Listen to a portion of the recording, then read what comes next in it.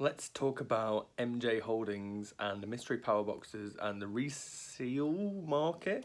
So basically, there's a company called MJ Holdings who are in America and they deal with repack stuff. So I was in the west coast of America. I did a 3,000 mile road trip a couple of years ago with my girlfriend and some friends. And basically, we stopped at a Walmart and there was a clear cube full of Magic the Gathering cards, and it had like packaging on it, so you couldn't really see what the cards were. Well, you couldn't see what the cards were, but you could tell there was a lot in there. And it was like $20, and I bought one, and it was just rubbish. And at the time, I did some research, and I saw YouTubers opening them, and they were like getting land packs from like fat pack bundles and stuff, and basically anything that was damaged. So MJ Holdings, as far as I understand it, MJ Holdings are like a trading card distribution company. So if they get anything returned to them as damaged, they take the product, they take anything sealed or any booster packs or anything out of it, and then they repackage them in these mystery cubes. So you can literally get anything. And I don't know the story behind mystery power box and Pokemon, but I do know that you get these things, which are mystery power boxes. And if you look on the front there, it says you've got a 1 in 5 chance of a Neo booster, or Undaunted, or Fire Red and Leaf Green, or Platinum, or more of the same. That's the front, that's the back of it, and they come sealed.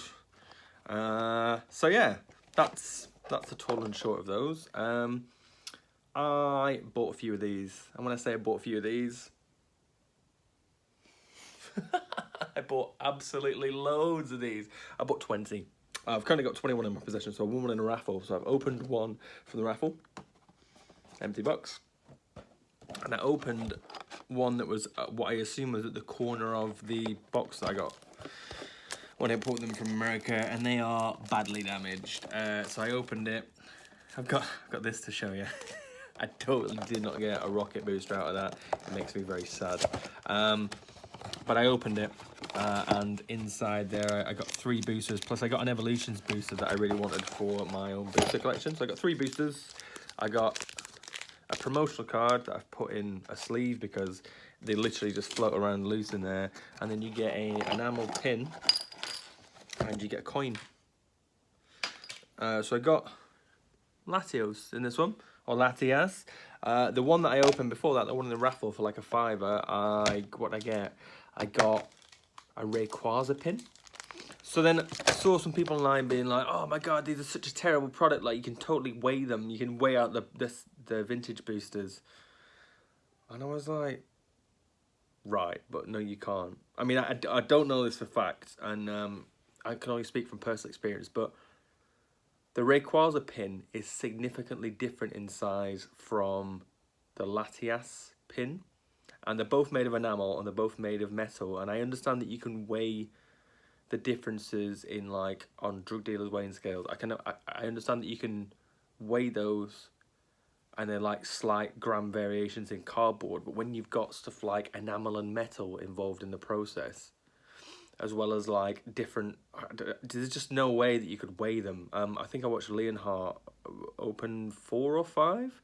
It was like, oh, I'm opening the 4 heaviest ones, and he got 1 vintage booster out of those, which is obviously it's a 1 in 5 chance. Apparently they're the ratio, so you would expect anyway. It just doesn't seem right, if you know what I mean. So I was like, yep, all right, that's obviously just nonsense. So yeah, I don't think you can weigh them. Having said that, these have become a really great investment. So I spent £750, including import, getting 20 of these into the country. And recently, old boosters like this, which I bought 4 for 80, or 70, 1 for. So I bought 4 for 280 quid plus postage, like £290. I recently sold 2 of my rocket boosters for £150 each, and they are on the up. I sold an art set of Jungle boosters a day for 406 quid posted. I've now seen other people selling Jungle art sets for like 600 quid. So if I'd have held on like a day or something, I'd have got another £150. That is absolutely ridiculous. But it means that anything like this, which in theory isn't an official Pokemon product because it is a third-party pack sealed by MJ Holdings, but is guaranteed to have at least some older booster. You know, if you get a Neo Destiny booster out of this pack.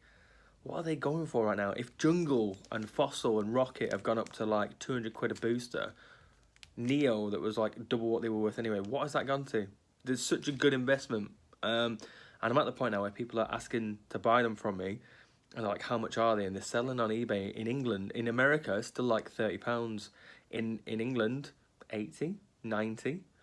So I'm like, well, 75 quid in the yours. So obviously I spent 750 quid buying 20. If I can sell 10, I've literally made my money back, and I can either open 10 and pray that I get 2 boosters, 3 if I'm really lucky out of that are worth the money, or sell them, and make 750 quid profit, or you know, just plow the money back into rebuying the boosters from the internet. It seems like a win-win for me. Although you have to be creative with how you get them into the country, because obviously if you buy something worth 800 quid or 750 or whatever it is, you then have to pay 20% import fees plus a bunch of other stuff.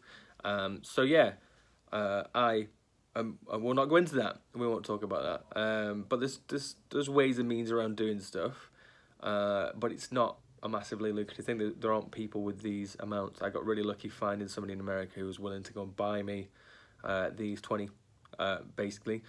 But yeah, that's it. That's the mystery of a power box. Like I say, I have the most that I know of. There's probably people out there who've got like 50, 60, 70. There's probably people that are fully flexing, who I just need to bow down to. But as far as I'm concerned, there's people out there that I know that have got 1, and they're like, as if you've got 20, and I'm like, so yeah, that's the deal. I think right now, if you have spare cash and you can afford to put it into anything that's got a potential chance for these, even if you keep them sealed, I think people's curiosity, you know, because people love booster packs because of what they may contain. So a box full of booster packs that may contain vintage just seems like a little gold mine to me.